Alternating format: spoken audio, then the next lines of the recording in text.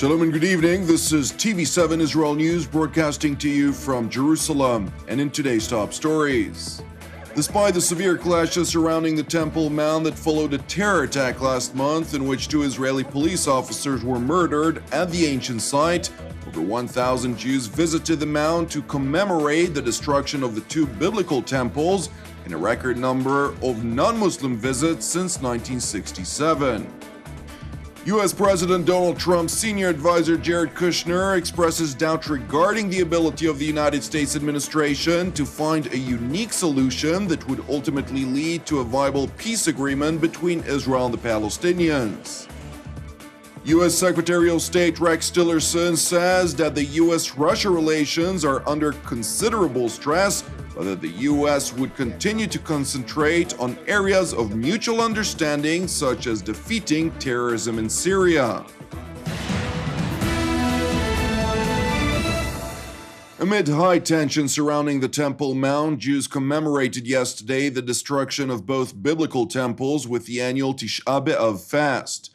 Despite the severe clashes that followed a terror attack last month in which 2 Israeli police officers were murdered at the ancient site, over 1,000 Jews visited the Mount, which was recorded as a record number in one day since Israel conquered the compound in 1967, doubling the number of visitors from last year.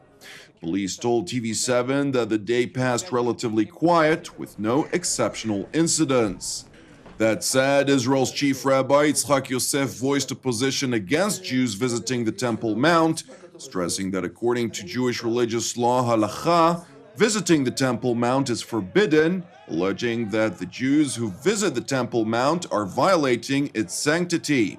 It is important to know that the position of Israel's chief rabbi is that of the ultra-Orthodox stream in Judaism and does not take into account other streams who aspire to worship at the ancient site, revered by Jews as their holiest site, yet are forbidden to do so due to the safeguarded status quo that permits only Muslims to worship there. Meanwhile, Jordanian Foreign Minister Ayman Safadi, who spoke at a conference of foreign ministers from 45 Islamic countries in the Turkish city of Istanbul, warned of the consequences of Jewish visits to the Temple Mount, saying it was a continuation of Israel's violation of the status quo at the holy site. The top Jordanian diplomat said in his address that one crisis has ended, but many and more dangerous crises might erupt due to Israel's ongoing violations, such as the one we witnessed today. الإخوة الأعزاء، القدس جامع عربي إسلامي، هي ثابت فوق السياسة. العبث بها استفزاز لكل المسلمين على امتداد العالم، وبدلا من المقامرة بأمن المنطقة برمتها وبحق شعوبها في العيش بأمن واستقرار، على إسرائيل العمل على تحقيق السلام الذي يشكل قيام الدولة الفلسطينية المستقلة وعاصمتها القدس الشرقية شرطة. Safadi's reference to Jewish visits as a violation is in direct contrast to the peace treaty with Israel, which clearly states in Article 9, quote, "Each party will provide freedom of access to places of religious and historical significance and will act together to promote interfaith relations among the 3 monotheistic religions with the aim of working toward religious understanding, moral commitment, freedom of religious worship, and tolerance and peace." The condemning statements by the Muslim world at Israel's security measures, which were implemented after the deadly terror attack last month, which claimed the lives of 2 police officers, came as a surprise in Washington. U.S. President Donald Trump's senior advisor Jared Kushner was heard as saying on a recording leaked to the American Wired magazine that logical measures taken somehow became a little bit incendiary, referring to the illogical response by the Muslim world, which perceived the move as an attempt by Israel to assert full sovereignty over the Temple Mount, where Islam's 3rd holiest site, the Al-Aqsa Mosque, is located. Trump's senior advisor and son-in-law continued by expressing doubt that the U.S. administration could find a unique solution that would ultimately lead to a viable peace agreement between Israel and the Palestinians, while pointing to the fact that over the course of the last 40 or 50 years, the international community was not able to do a whole lot in establishing true prospects of ending the conflict.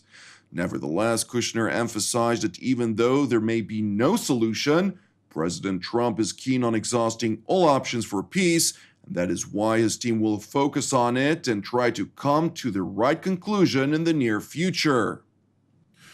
Now, with regard to the ongoing crisis between Israel and Jordan, Jordanian State Minister for Media Affairs Muhammad Moumani said that his country had diplomatic, political, and legal options it could use if Israel failed to meet Jordan's demands in all that pertains to the investigation of the Israeli security guard who shot to death 2 Jordanians at the Israeli embassy in Amman.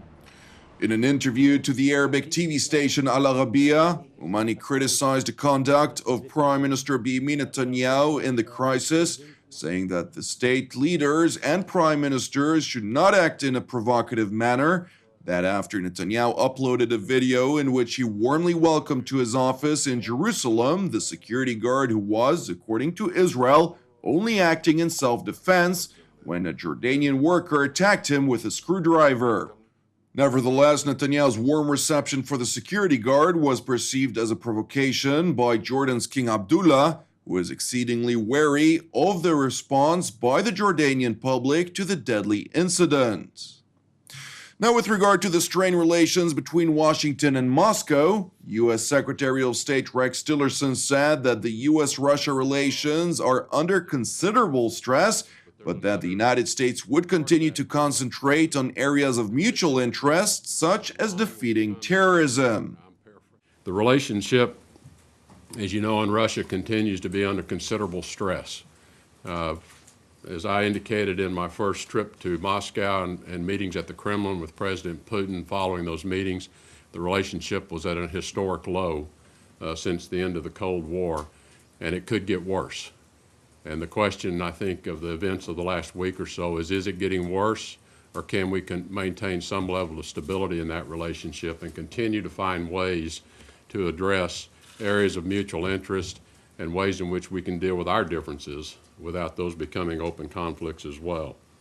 We have explored in the early days one area of mutual interest, which is terrorism. And we've chosen the theater in Syria as a place in which we test our ability to work together. We share the common view of ISIS as a threat to both of our countries, and so we are committed to the defeat of ISIS, Daesh, other terrorist organizations, and then we are committed to the stability of Syria following the battle to defeat ISIS. Secretary Tillerson also took the opportunity to reiterate Russia's backing of Syrian President Bashar Assad was unacceptable, while emphasizing that under any final solution to the Syria conflict, Iranian forces must disengage from the war-torn country and return to the Islamic Republic. Clearly, Russia has aligned itself early on in the conflict with the Syrian regime and Bashar al-Assad, which we find to be unacceptable. So we're working with Russia through how do we achieve the end state, which is a unified Syria, not divided, but a Syria that has the opportunity for the Syrian people to put in place a new constitution, have free and fair elections, and select a new leadership. And it continues to be our view that the Assad regime has no role in the future governing of Syria. The sequencing of all of that, we're open to, as long as that's what is achieved at the end. The second condition we have is that Iran's military influence, the direct presence of Iranian military forces inside of Syria, they must leave and go home. Secretary Tillerson is expected to meet with his Russian counterpart Sergei Lavrov this weekend in Manila, where both top diplomats are expected to discuss bilateral relations and the way forward in working together in the Middle East that would benefit regional stability. Thank you for watching us. Praying for the peace of Israel and the peace of Jerusalem. I'm Jonathan Hassan. Have an Erev Tov, and we will see you again tomorrow at the same time.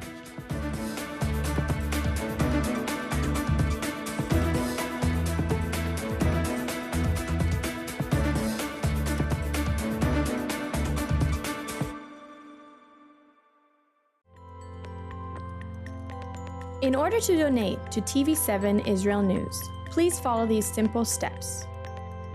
First, press the Donate logo, located at the bottom left side of TV7 Israel News Facebook page, or on the Donate tab at the head of the page. Then insert the amount you'd like to donate, and fill in your credit card information. Just like this. And press Review Donation and continue. After reviewing your donation details, please press Donate to finalize your donation. That's it! Your donation is now complete, and an email with your donation details has been sent to your email address. You can also print your donation receipt by pressing the link here. Thank you for supporting TV7 Israel News.